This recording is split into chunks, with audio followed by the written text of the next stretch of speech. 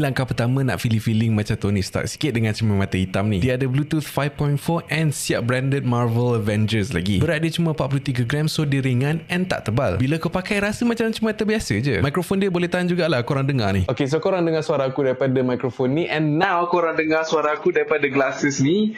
What do you guys think? Aku rasa macam yes. Sambil jalan-jalan boleh dengar lagu sekali. Quality audio dia actually not bad kalau korang dengar sendiri. Cermin mata hitam QSG01 ni juga IPX4 waterproof, so tak perlu risau sangat kalau kena air ataupun peluh. Bateri dia tahan 7 jam and cara nak charge dia pun senang je. Lepas ni sambil jalan-jalan korang boleh angkat call dengan style lah, aku boleh kata.